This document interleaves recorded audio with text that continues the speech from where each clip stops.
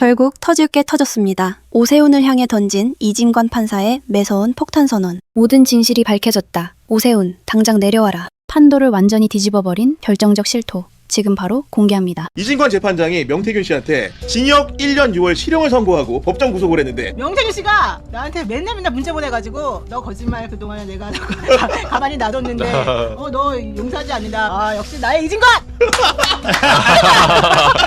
100만 이상 형이 확정되면 이제 서울시장은 대법원까지 확정 판결이 날 경우에 재선거를 실시해야 되는 상황이 오는데 오세훈 시장도 이제 얼마 안 남았어요. 왜냐면 이진관 재판장이 명태균 씨한테 징역 1년 6월 실형을 선고하고 법정 구속을 했는데 그러다니 어떻게 보셨습니까? 방금 명태균 씨가 나한테 맨날 문자 보내가지고 너 거짓말 그동안에 내가 가만히 놔뒀는데 너 용서하지 않는다. 미안하다고 그래라 막 그런 얘기 되게 많이 했어요. 네. 그리고 강혜경 씨에게도 그랬고 그 몇 명에게 주변에? 네, 그래서 내가 처음에는 이제 전화를 받다가 하도 너무 나를 괴롭혀서 내가 전화 안 받고 톡을 이제 차단해놨는데 나중에 이제 그 스팸 문자인가 뭐 이렇게 차단해놓은 문자 이런 거 있잖아요. 그거 정리하다 보니까 거기에 잔뜩 들어있는 거예요. 아, 차단하는 사이에 문자를 많이 보냈구나. 엄청 많이 네. 보냈던 거예요. 그래서 내가 야 진짜 이 사람에 대해서 재판장이 그렇게 무죄를 선고하는 바람에 내가 이 모양 이걸로 또 당하고 있구나. 근데 그 생각을 열받아 있었는데 아 역시 나의 이진관! 정말 이진관이 최고야. 난 정말 이진관 너무 사랑해요. 이진관 재판장이. 그러니까 명태균 씨에 대해서는 징역 1년 6월 실형, 그리고 윤석열이 이미 구속이 돼 있기 때문에 좀 이렇게 다른 각도긴 합니다만은 징역 2년을 선고했기 때문에 두 분 다 실형 이렇게 선고된 거 아니겠습니까? 그렇죠. 이게 사실은 어찌 보면은 당연한 것일 수 있어요. 왜냐하면 김건희 무죄 날 때는 정치인의 부인이잖아요. 사실 정치자금법은 정치 활동하는 사람이 주거든요. 기본적으로 그게 돼야 돼요. 아니, 맞습니다. 네. 그다음에 그걸 이제 여론조사를 받은 걸 대가로 뭐 공천을 해줬다는 건데 부인이 공천권은 없거든요. 그럼 당연합니다. 그렇죠? 네. 대통령도 사실 공천권은 없어요. 근데 사실상 영향을 행사할 수 있는 지위에 있으니까 얘기인데 사실 정치자금법의 핵심은 정치인이라 돼. 정치 활동하는 사람. 아하. 예, 거기에 사실은 이게 지금 부인이니까 그런 거거든요. 사실상 정치 활동을 하는데 법적으로 정치인이냐? 이 부분이 물론 이제 그때 그 이유 보면은 뭐 어찌든 뭐 이게 뭐 자발적으로 한 거다 뭐 이렇게 있는데 그 기저에는 아마 좀 그런 게 있지 않냐 싶어요. 그러니까 그런 상황인 거고, 그러니까 결국은 윤석열과 김건희가 공모 관계라는 게 특검의 논증이었는데 네. 김건희가 기소된 부분은 이제 1, 2심에서 무죄가 나온 거고 네. 윤석열 부분은 이제 유죄가 나온 상황인 건데 결국은 어쨌든간에 다른 판결이지만 이진관 부장판사 같은 경우에 확실하게 이거는 정치자금법 위반이다 이렇게 선언한 셈이나 다름이 없습니다. 그렇죠. 그러니까 이 사례가 처음에 뭐 지금 이제 정치자금법 말고 그 전에 김건희 씨에 대해서 막 무죄 나올 때 저희 굉장히 황당했어요. 앞으로 해도 되나? 명태균처럼 처음에 돈 안 받고 뿌려요. 그냥 연에서 다 뿌려. 비공개라 해놓고 뿌려놓고 나중에 그거 공천으로 수금하면 되잖아요. 사실은. 그래도 무죄 나온다. 그러니까 이게 논리가 방법론적으로 이상하다. 당연하죠. 네. 그렇게 하면 앞으로 이게 사실은 롤 모델을 만들어준 거예요. 앞으로 정치 브로커들 이렇게 해라. 그냥 빠져나가면 돼요. 그래서 저희는 처음부터 취재하는 기자들도 앞으로는 이렇게 설계를 하면 되는구나. 요 지금 하나의 출구를 만들어줬거나 법원이. 근데 이진관 판사가 하신 게 맞죠 원래. 그러니까 지난번에 가장 어이가 없었던 게 법리적으로 뭐 설명한다 그러면서 판사가 그 재판장이 맞아요. 뭐 이거는 뭐 어쩌고 그래서 우리 전부 다 기함을 토했잖아요. 야 그러면 이제 완전히 정치 브로커들만 알아서 살을 하는 살판이 났구나. 이게 뭐야 그 논리를 제공해 준 거잖아요. 그래서 우리 전부 다 내가 진짜 변호사라서 입이 입이 10개라도 할 말이 없다. 만약에 이게 진짜 끝까지 간다 그러면 내가 이 동네를 떠나야 된다. 내가 그 생각까지 솔직히 했어요. 지금 내가 딱 명태균 씨가 나한테 보낸 거를 좀 쳐다보니까 또 찾아봤어요. 엄청나게 그동안 지웠었는데 보니까 뭐 별별 거 다 보내놨고 이런 게 있네. 아직까지 판단이 안 서나 보네요. 법이 얼마나 무서운데 느껴봐야 정신 차리냐. 우리 변호사님한테. 네, 뭐 그런 등등의 얘기가 지금 엄청나게 많이 왔고. 근데 이게 이름이 명태균 책사라고 써있네요. 네. 처음에 아주 저장을 그렇게 해놓으셨구나. 네. 나름 책사라고. 처음에 그렇게 주장을 하고 다녔어요. 자기가 책사니까. 아니 뭐 다 좋아. 그것도 다 좋은데 이 사람은 약간 좀 이상한 것 같아. 내가 자기한테 사실 내가 되게 잘해줬어요. 내가 분명히 그 사람 보고 그때 이 민주당하고 이 공익제보자로 되고 싶어 한다는 신분을 듣고, 놓고 네, 그러면서 자기 그 접견 와달라고 그러고 내가 거기까지 3번이나 쫓아갔고 그 사람이 너무 경제적으로 힘들다 그래서 그 진짜? 영치금도 네 넣어주고? 영치금도 250만 원 변호사가? 보냈어. 그래. 돈을 받아야지 왜 돈을 넣어줘. 돈이 중요한 게 아니라 나는 이제 힘들다 그러고 사실은 나는 이 사람들은 결국은 물론 개인적으로는 비즈니스하는 사람이니까 그런 욕심이 당연히 있을 거라고 생각하고 그걸 뭐라 그럴 수는 없다. 그걸 이용해 먹은 윤석열과 김건희가 나쁘다. 그래서 그 부분에 대해서 정확히 얘기해주면 좋겠다라고 생각을 해서 이 사람들에 대한 악감정이 전혀 없었었어요.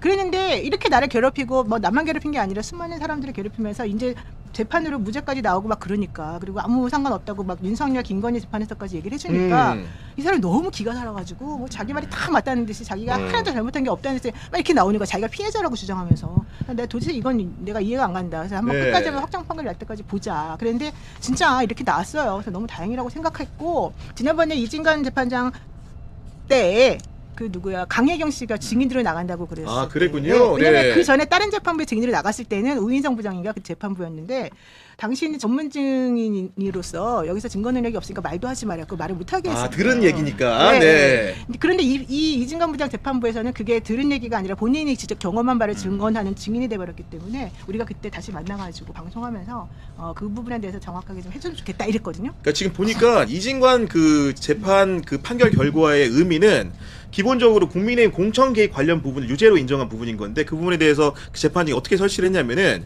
윤석열은 정치권 인사 연결과 대선 관련 상담에 대한 보답으로 대선 후에 김영선의 공천과 관련해 명태균으로부터 부탁을 받고 영향력을 행사한 것으로 보인다 이렇게 말했거든요. 그렇죠. 네. 아까 말씀처럼 이 정치인이고 공천이야 당대표는 한 거지만 대통령이 어떤 실제로 영향력을 행사했다는 건데 지금 말씀하신 것처럼 김건희가 1, 2심에서 무죄가 났지만 이게 사실은 뒤집어질 가능성도 있어요. 그러면 사실은 둘이 공범으로 보는 거거든요. 그렇죠. 아무리 부인이 아무리 정치인이 아니라 하더라도 남편하고 같이 하면 공범이 되는 거잖아요. 아까 말씀처럼 만약에 이게 공범이 안 돼 버리면 앞으로의 모든 뭐 갖다 주는 건 다 부인 통해서 하면 되는 거예요. 공무원 부인이나 정치인 부인한테 주면 그렇죠. 네. 무죄가 되는 거잖아요. 공무원이 이제 실제로 행동은 이 사람이 하고 돈 받는 거나 이거는 다 부인이 해버리면 그러니까 공범으로 엮는 거잖아요. 그래서 이거는 제가 보기에는 물론 대법원에서 같이 이제 될 텐데 결국은 대법원에 가서 공범이 될 가능성이 저는 있다. 아, 1, 2심에서. 공범 가능성이 그렇죠. 있다. 네, 네. 봐요. 그런 공범이 안 돼 버리면 네. 논리적으로 약간 모순이 생겨. 아까 말씀처럼 부인이 다 받고 부인이 다 하고 남편은 그냥 알았어 하고 해버리면 이 사람은 처벌되고 이 사람 처벌 안 되면 이상하잖아요. 네, 말씀드리면은 지금 윤석열과 명태균 사건이 항소심 가서 유죄가 간다는 전제하에서 그렇죠. 대법원에서 두 사건을 같이 합쳐서 보는데 그럼 만약 유죄 판결을 할 경우에는 김건희 사건을 다시 항소심으로 내려보내서 판결을 받아볼 수 있다 이 말씀인 그럴 거죠. 수도 있고 아니면 네. 뭐 물론 대법원에 자판할 가능성도 있는데 어쨌든 이게 모순되잖아요 지금. 그렇죠. 한쪽은 이제 공범이라는 거고 한쪽은 무죄라는 거기 때문에 그래서 이건 어쨌든 하나로 정리돼야 되는데 지금 말씀하신 거 보면 아마 지금 이 이진관 판사가 조금 더 증거를 꼼꼼하게 봤을 수도 있고 누구죠? 강혜경 그분이 강혜경 씨. 들었다니까 네. 저는 뭐 두 사람이 사실 공범으로 보는 게 맞거든요 무조건 맞잖아요. 그리고 실제로 뭐 여론조사 받은 거고 또 실제로 공천에 영향력 행사했고 그렇게 본다 그러면 그거는 두 사람이 공범으로 가는 게 저는 맞다고 봐요. 자, 이런 상황에서 가장 마음 떨리는 사람은 아무래도 지금 재판 1심 판결을 앞두고 있는 오세훈 전 서울시장이 아닐까 싶은데 이렇게 유죄 판결이 나왔다. 오세훈 전 시장의 마음은 좀 어떤 마음가짐일까요? 저는 오세훈 시장 것도 사실은 유죄 나올 가능성이 매우 높다고 봐요. 저만 그러는 게 아니라 수많은 사람들이 그렇게 얘기를 해왔고 또 그 사건에서 이 명태균 씨가 오세훈 시장에 대한 그 여론조사 관련해 가지고는 본인이 또 증언을 또 정확하게 한 부분이 있고 또 오세훈 시장 주변에서 그때 이제 돈을 뭐 대줬다고 하는 그 사람도 김현정 씨인가요? 네. 그분도 이제 같은 취지로 말을 한 게 있어서 저는 물론 이제 그 사건의 형량이나 뭐 이런 게 어떻게 나올지는 모르겠지만 저는 일단 유죄는 나오지 않겠냐. 근데 이 사건의 경우에는 그 당락이 중요한 건데 정치자금법이기 때문에 100만 원 이상의 벌금형만 받더라도 오세훈 전 시장의 지위가 박탈될 수 있는 거 아닙니까 지금? 근데 그 사건은 근데 지난번 사건에서 이제 어쨌든 그 지난번 선거 때 이제 그런 일이 벌어졌던 거라서 뭐 이제 확정될 때까지는 좀 기다려 봐야 그렇죠, 되겠지만 당연히. 네. 어쨌든 중요한 거는 오세훈 시장의 말을 사실은 믿을 수가 없다는 게 확인이 된다는 거니까 저는 그래서 좀 겸손한 자세로 지켜보려고 합니다. 일단은 보니까 그 특검 같은 경우에는 오세훈 전 시장에 대해서 징역 1년 6개월을 구형했기 때문에 상당한 양을 구형한 거 아니겠습니까? 네. 결과는 나중까지 지켜봐야 되는데 판결 선고는 얼마 안 남은 상황인 것 같고 실제로 국민의힘 같은 경우 내부적으로 분위기가 좀 어떻습니까? 취재가 안 될 것 같은데 요즘에. 아니 근데 명태균 같은 경우는 별로 관심이 없어요 이제. 아 지금은 국민의힘 내부에서는 명태균이 문제가 아닙니다. 지금 한동훈이 문제라서. 네. 오세훈 시장도 이제 얼마 안 남았어요. 왜냐하면 이 한동훈 전 대표가 지금 별명이 트러블 메이커거든요. 아 트러블 메이커다. 안철수랑 싸우고 이준석 싸우고 이제 소위 중도라고 하는 사람도 있잖아요. 그 맥을 잇는. 그러니까 조선일보의 그 약간 희망사항일까? 한동훈, 오세훈, 이준석 이게 뭐 셋이 묶어서 이미 그 관우 장비 중에 관우 날라갔어요. 네, 2명 남았는데 뭐 유비와 장비도 별로 좋아 보진 않은데 그래서 한동훈 전 대표가 오세훈을 언제 때릴까? 네, 요거만 지금 지켜보고 있어요. 오세훈이 유죄 가능성이 높아졌죠. 왜냐면 그 당시에 아시겠지만 어쨌든 대납이라는 게 돈이 오갔다는 얘기잖아요. 그렇습니다. 윤석열, 김건희는 돈이 오가지 않았단 말이에요. 그렇죠. 공천으로 보답해줬다는 그렇죠. 본 거죠. 사후제이기 때문에 그게 뭐 본인의 영업을 위한 것이다 이렇게 되는데 이게 돈이 대납한 게 입증이 되면 그거 빠져나가기 힘들잖아요. 그리고 지금 말씀처럼 전 거라도 이게 선거법은 633이 있잖아요. 그렇죠. 근데 정치자금법은 633은 없어요. 근데 특검은 있어요. 특검법에 적혀 있죠. 특검법에 적혀 있어요. 네. 633이 있기 때문에 이게 1년 내 판결이 난단 말이에요. 이거 만약에 7월에 나면 6개월 후에 33이니까 날 수 있는 거라서 이게 만약에 1심에서 유죄가 나면 내년 초쯤이면은 대법원까지 나는 거잖아요. 그러니까 만약에 이게 1심에서 유죄 나면 제가 보기에는 이게 돈이 사실은 100만 원 선고는 이 돈이 지금 금액이 정확히 모르겠는데 네. 사실 조금만 해도 100만 원 넘어가거든요. 선고 금액이. 그래서 이게 대납만 만약에 입증되면 대납이 지금 뭐 자발적으로 했다 뭐 이런 건데 관여 안 했다는 거잖아요. 근데 돈을 왜 줬을까? 사람들이 상식적으로 생각하는 거잖아요. 돈을 왜 줬을까? 왜냐면 그냥 준 게 아니라 관계 있는 사람이 준 거기 때문에. 그렇죠. 예, 네. 관계 있는 사람이 준 거기 때문에 이걸 제가 보기에 빠져나가기 쉽지 않았고. 저는 이게 뭐가 중요하냐면 원래 7월 10날 7월 9일 날에 올린 윤석열 씨 대법원 선고가 났지만 원래 7월 10일 날 윤석열 씨 그 건진법사를 뭐 알았네 말았네부터 해가지고 공직선거법 위반 관련된 판결 선고가 원래 예정돼 있던 날이었어요. 아, 원래 그랬어요? 근데 그 날이 뒤로 미뤄져가지고 7월 27일 날로 아마 바뀐 걸로 제가 알고 그렇구나. 있어요. 2주구나. 네, 그래서 만약에 7월 10일 날 만약에 그게 결정이 났었었다면 저는 그게 결국은 공직선거법 위반으로 윤석열이가 날아가면서 국민의힘까지 날아갈 수 있는 그 상황이었던 거잖아요. 국고보조금을 토해내야 되는 네. 상황. 근데 네. 그거를 하기가 되게 부담스러웠을 거예요. 그 재판부가. 그런데 그 재판의 판결 선고를 저는 미뤘다라는 것은 유죄 쪽으로 혹은 내지는 그쪽으로 좀 할 생각을 원래 하는 그럴 거 아닌가 가능성이 크다. 개인적으로 이렇게 보시기에는. 생각했어요. 네. 근데 그거하고 같은 종류의 매우 위험하고 정치적으로 큰 사건이 바로 오세훈 시장에 대한 판결 선고란 말이에요. 왜? 오세훈 시장은 지금 현재 서울시장이 안 됐으면 모르는데 돼버렸잖아. 그렇죠. 근데 그 사람에 대해서 어쨌든 간에 유죄 판결을 내버리게 되면 당연히 100만 원 미만으로는 어려울 것 같고 그렇게 되면 결론적으로는 제가 봤을 때는 분명히 이 재판하는 사람 판사들의 요즘에 이제 상황을 보게 되면은 이 자기 자리에서 물러나게 할 가능성도 사실 있어 보였거든요. 그러면 윤석열도 제끼고 오세훈도 제끼게 될 가능성이 넌 매우 크다고 생각했었는데 어쨌든 그렇게 하기가 좀 부담스럽겠다 했는데 그 날짜를 미뤄가지고 오세훈 거를 먼저 이제 판결 선고하게 돼서 이제 이 부분에 있어서 그게 7월 22일이잖아요. 20일, 27일 굉장히 중요한 이벤트들이 있는 거네. 그러니까. 그래서 네. 이제 그게 다음 주에 이제 벌어질 그래요? 일이잖아요. 네네. 그러니까 그렇게 되면 결론적으로는 매우 가능성이 더 높아졌고 사실은 원래는 뭐 이미 당선된 사람은 어떻게 하겠어라고 하는 사람들이 많았는데 그렇지 않을 가능성이 더 커졌다. 그런 가능성이 문제를 얘기해 준 거고 결국은 만약에 정말로 오세훈 시장이 법원에서 유죄 판결을 받는다고 한다면은 내년에 이제 민주당 지도부도 서울시장 선거를 어쩌면 다시 치를 수도 있는 상황인 거고 그렇다고 한다면 누구를 공천하는지가 너무나 중요할 것 같고 누구보다도 만감이 교차했을 것 같은데 이런 불법 여론조사 제공했다, 김영선이 대가로 공천까지 받았다라고 이제 공익제보를 통해서 정말로 오랫동안 일관되게 주장해 오셨는데 네. 법정 구속 어떻게 보셨습니까? 저는 정말 개인적으로 오늘 명태균 씨가 법정 구속되기를 정말 간절하게 희망을 했었고 그 법정 구속 결과를 보고 정말 안심을 했습니다. 혹시라도 김건희 씨 그 재판과 마찬가지로 무죄가 나오면 어떡하나라는 걱정도 많이 했었거든요.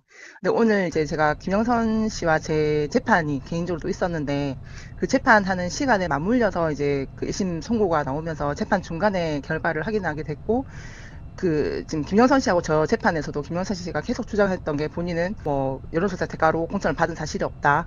그리고 뭐 명태균 씨는 그냥 조문만 받았다. 모든 걸 이제 다 강혜경이가 잘못했어. 강혜경이가 뭐 주위 사람들을 가스라이팅 시켜서 본인은 피해자다라는 이제 이런 프레임으로 계속 이 재판을 끌고 왔었거든요. 그리고 오늘 이제 그 재판에 대해서 결심이 또 있었고 오늘은 정말 제가 이래저래 어떻게 보면 좀 속도 후련하면서 약간의 제가 이제 구형을 또 받았던 날이라 예. 조금 만감이 교차하는 날입니다. 자, 잠시 후에 오늘 창원지법에서 있었던 이제 김영선 정치자금법 위반 관련된 내용은 또 질문을 좀 하기로 하고요. 네, 자, 먼저 이제 명태균이 이렇게 이제 구속됐다는 것은 사실 우리가 이제 명태균 게이트가 최초에 터졌을 때 했던 것이 윤석열 김건희 부부가 대선 과정에서 공짜 여론조사를 받았다라는 것이었지 않습니까? 네, 그것도 그렇습니다. 이제 기간을 다시 이제 되돌아와 보면 2021년 6월부터 2022년 3월까지 네, 총 2억 7천여만 원, 그리고 여론조사 횟수가 58회 이렇게 이제 무상으로 기소, 받았다는 네네. 것이고, 결국 이제 14번의 무상 수수가 유죄로 인정됐다, 이제 이렇게 됐습니다. 네, 자, 그러면은 이제 명태균과 관련된 부분은 그 명태균 게이트의 첫 출발 지점이 여론조사 공짜 제공이었다는 그 강희경 국장의 폭로가 실제로 이제 스픽스에서 처음으로 이루어졌지 않습니까? 그렇죠. 그 네, 전에 일부 맞습니다. 보도는 이제 뉴스토마토가 이제 했던 것인데, 이제 이런 걸로 봤을 때 참 사필 규정이다. 결국 네, 올바른 방향으로 이제 모든 진실이 밝혀지고 있다, 이러면서 상당한 의미가 있습니다. 오늘 실제로 제가 전화 인터뷰를 하기 전에 연락을 드렸을 때 응할까 말까 좀 고민도 하셨을 텐데 네, 참 여러 가지로 이제 고생을 많이 했다는 말씀을 제가 스픽스의 대표로서 꼭 강희경 국장께 전해드려야 한다, 이런 생각이 드네요. 고맙습니다. 그리고 그 명태균 씨가 지금 1심 선고까지 이제 막 주변이라든지 언론을 통해서 강혜경이 계속 거짓말을 하고 있다, 얼토당토 안 한 얘기로 이렇게 꾸며서 얘기를 한다라는 취지로 엄청 그러니까 취재도 많이 했었고 본인이 페이스북이라든지 이런 데 많이 게시를 했었는데, 제 말이 옳다라는 게 이번 판결에서 나왔기 때문에 약간의 안도의 이제 네, 한숨이라 네. 해야 될까요? 네. 그리고 이제 이 재판 결과에 대해서 정말 저는 감사하게 생각하고 있습니다. 그래서 이제 오늘 재판부에서 이제 그 선고를 하면서 했던 내용도 우리가 살펴봐야 하는데, 김건희가 여론조사 시기 내용 방식 공표 여부에 대해서 명태균에게 위임을 했고, 윤석열은 이런 내용을 전달받아서 묵시적으로 동의했다. 네. 이로써 윤석열 부부와 명태균 사이 여론조사 제공에 관해 순차적 암묵적인 의사 합치가 있다라고 명확하게 얘기를 하고 있습니다. 네, 네. 그리고 이제 이런 여론조사의 대가로 명 씨에게 김영선 전 의원의 공천을 약속했고, 이후에 장제원 당시 대통령 당선인 비서실장을 통해서 당 공천에 영향력을 행사했다라고 이제 인정했습니다. 네, 자, 맞습니다. 이게 민주기 특검에서 이제 조사한 내용이었는데, 네, 네. 강희경 국장이 이 내용을 엄청나게 이제 음해와 또는 뭔가 비판을 받으면서도 일관되게 얘기했던 내용과 똑같이 이번에 1심 선고가 나왔습니다.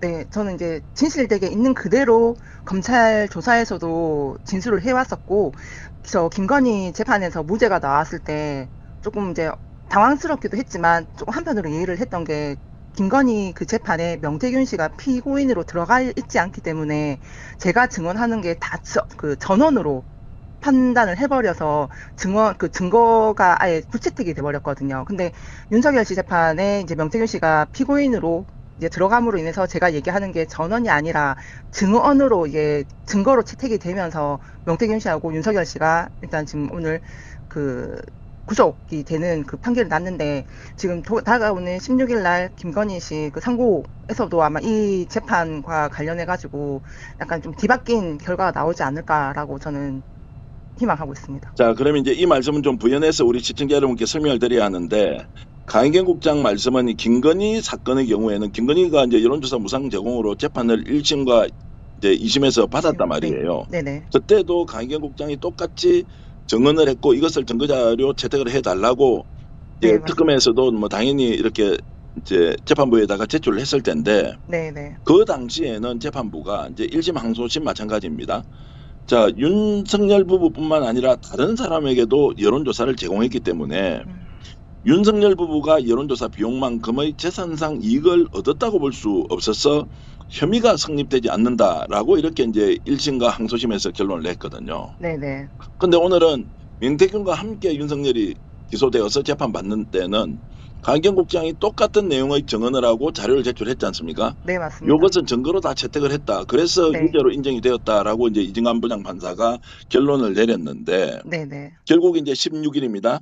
목요일 날 이 김건희의 여론조사 무상 제공에 대한 최종적인 대법원의 확정 판결이 있지 않습니까? 네네. 여기에 대해서 파기 환송을 할 가능성도 있다 이렇게 이제 전망하신다는 말씀이죠. 네, 맞습니다. 당연히 파기환송이 돼야 된다고 저는 생각하고 있습니다. 증거는 분명하게 없었지만 그 당시에 이제 공짜로 여론조사를 실제로 뭐 60회 이상 했다고 했는데 결국 이제 유죄로 인정된 게 한 10건이지만 14건 정도. 14건이 이제 네네. 유죄로 인정이 됐지만 뭐 실제로 60건 넘는다는 이야기 나중에 50여 건이다 뭐 이렇게까지 이제 네네. 바뀌긴 했지만 결국 14건의 이제 무상 제공이라는 것이 유죄로 이제 인정이 되었다라고 이제 하면은 그 시점에 강기광 국장이 증거로 인정되든 인정되지 않든 이것은 왜 돈을 안 받아옵니까? 이렇게 해서 그 당시에 여론조사 비용을 3억 몇천만 원 받아온다고 비행기를 타고 올라갔지 않습니까?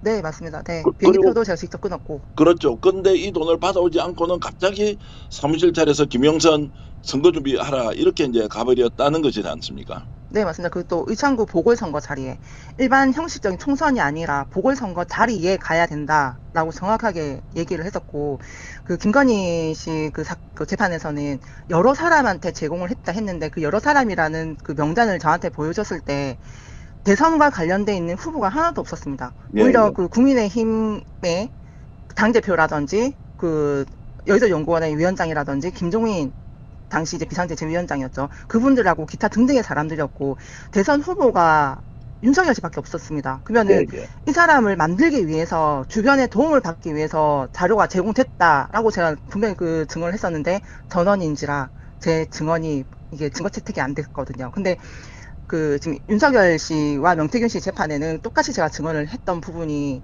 일단은 그게 증거로 채택이 된 것 같습니다. 자, 그러니까 저는 이제 들었던 말을 그냥 전달만 하는 것인가, 그걸 증거가 되느냐 아니냐 이제 이런 것이 논란이 있었다는 것인데 어찌됐든 오늘 윤석열 이제 그 명태균은 같이 이제 유죄로 인정이 되었다. 자, 여기에서 이제 중요한 단서가 하나 있습니다. 여론조사를 무상으로 제공했다는 것이 결과적으로 김영선의 공천으로 이어졌지 않습니까? 네. 그러면 이것이 이제 유죄로 1심에서 확정이 되었다라고 하면 오세훈 현 서울시장과 관련된 여론조사 유상 제공 3,300만 원 있지 않습니까? 네네. 자, 이것도 그러면은 제공된 것은 분명하고 네. 무상으로 제공을 하더라도 유죄가 됐을 것이고, 네. 자, 이거는 유상으로 3,300만 원을 김한정 회장이 직접 여러 차례 입금을 했던 것인데, 자, 이 부분에 대한 지금 이제 1심 선고가 이달 22일로 이렇게 예정이 되어 있습니다. 네네. 자, 이건 그러면 오늘 재판의 결과와 연동이 되느냐 아니냐라는 부분에 대해서는 강 국장은 어떻게 생각하세요? 전 당연히 연동된다라고 보고 있고, 여기는 금전이 정확하게 오고 갔고, 그 금전이 정치 자금이 아니라 불법적인 정치 자금으로 왔기 때문에 더 엄중하게 처벌이 될 거라고 생각하고 있습니다. 예. 그러면 이제 현재 이제 징역 1년인가 이렇게 이제 지금 구형이 돼 있지 않습니까? 네네. 그럼 100만 이상 형이 확정되면 이제 서울시장은 대법원까지 확정 판결이 날 경우에 재선거를 실시해야 되는 상황이 오는데 이것도 이제 네. 굉장히 정치권에서 민감하게 보고 있는 내용입니다. 네네. 그러면 저는- 예, 네. 말씀하시죠. 저는 당연히 재보궐선거가 있을 거라고 믿고 있습니다. 예. 자, 그러면 이제 그 당시에 상황을 한 번만 더 정리해 보겠습니다.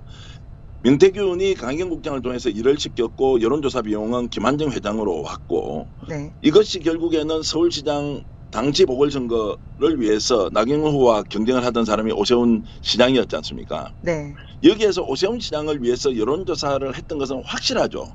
확실하고 제가 그 검찰 조사들이라든지 저기 그 법원에 증인으로 나갔을 때도 정확하게 진술을 했던 부분입니다. 오세훈을 위해서 여론조사를 했었고 그 당시에 나경원 의원이 앞서고 있는 상황이었고 시장이 될 거라는 전망들이 엄청 많았었고요.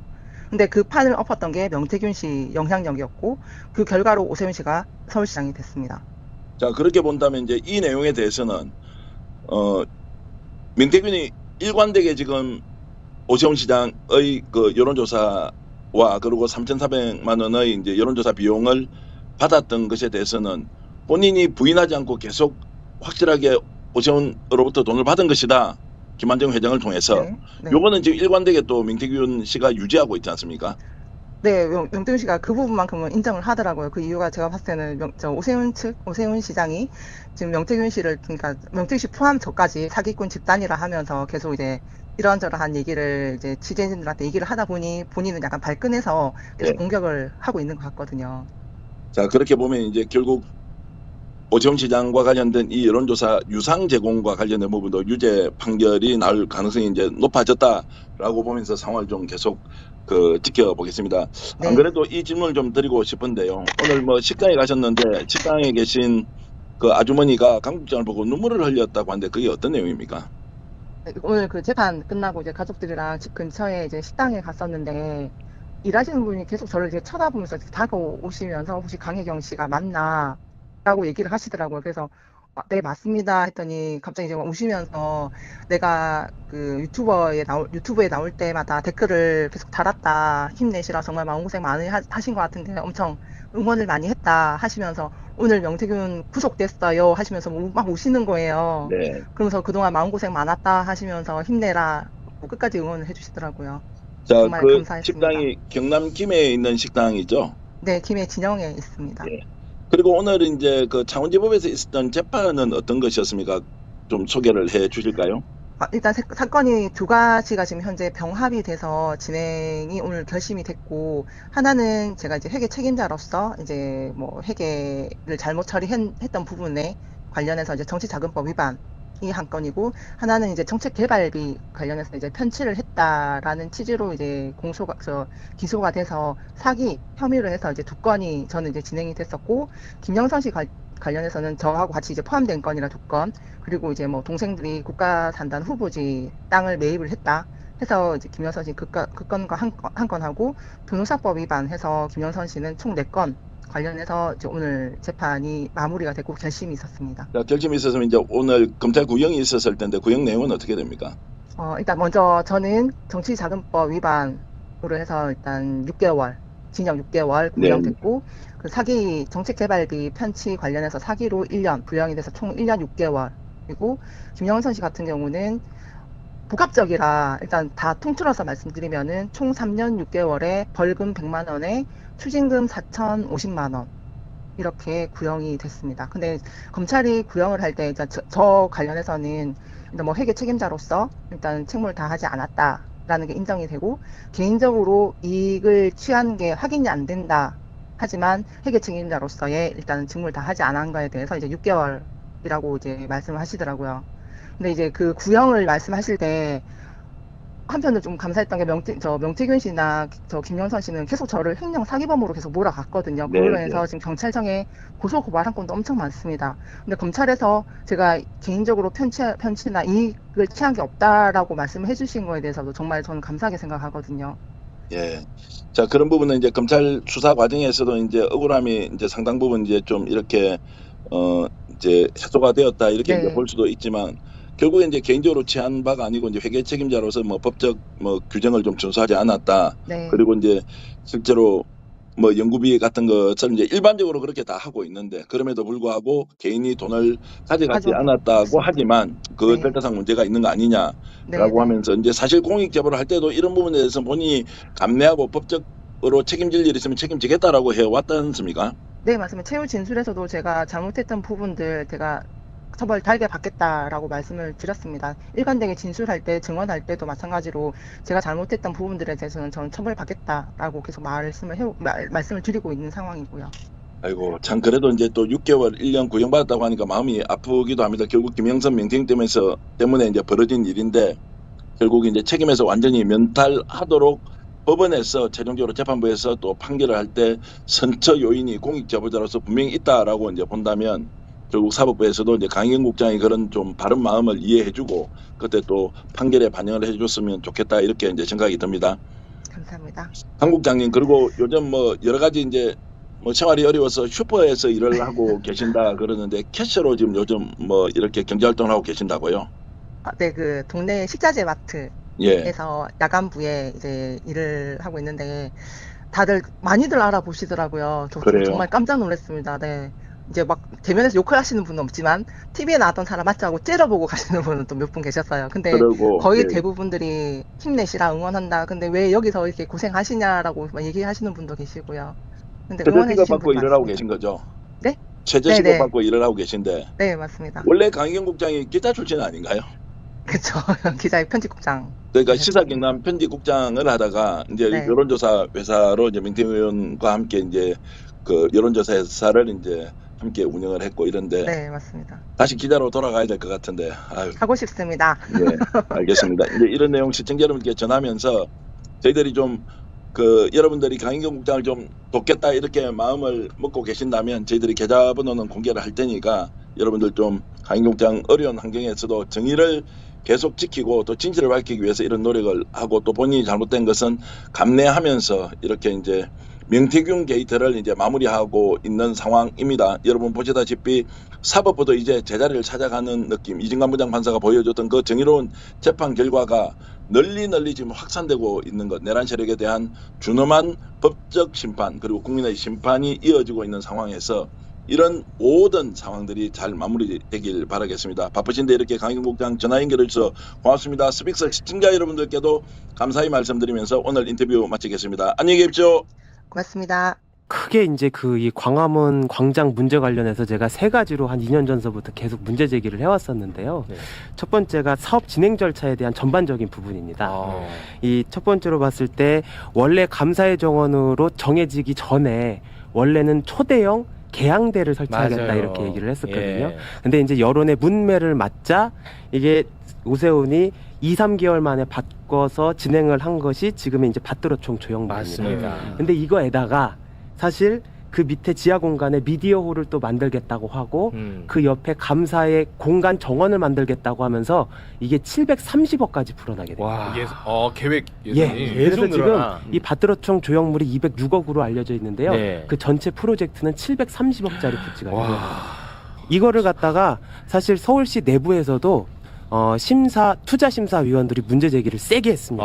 제가 그거를 이제 회의록을 찾아봤었는데 네. 그 당시에 위원장이 뭐라고 하냐면 네. 당초 사업과 주제, 사업비, 내용이 완전히 달라졌기 때문에 이거는 새로운 사업으로 봐야 한다. 근데 전혀 다른 사업이 들어왔는데도 이거를 그냥 주먹구구식으로 재심사 처리해도 되냐 이렇게 이제 공식적으로 문제 제기를 했는데 사실 묻혔죠. 그래서 이제 졸속으로 처리됐다는 비판을 벗어날 수 없게 된 상황이었고요. 네. 근데 더 웃긴 거는 이제 두 번째입니다. 이 공간이 사실 돈 먹는 하마였다는 겁니다. 네. 이 감사의 정원을 조성하겠다 프로젝트를 발표한 시점이 22년도 4월이었는데요. 그 직전에 진행되고 있었던 광화문 광장 개선 사업이 또 있습니다. 근데 그게 완전히 준공 처리도 되기 전에 이 사업을 기획한 겁니다. 원래 다른 사업이 이미 진행되고 있었는데 예, 진행되고 있는 중에 이 사업을 기획한 거죠. 근데 직전에 진행되고 있었던 사업도 그 규모가 665억짜리였어요. 와. 계속 뭔가 돈 들어가는 걸 만들었어. 그럼 이게 지금 그냥 대충 추산만 해봐도 한 7년여 되는 사이에 1,400억이 그러네요. 네, 한 광장에 1,400. 버려진 거거든요. 예.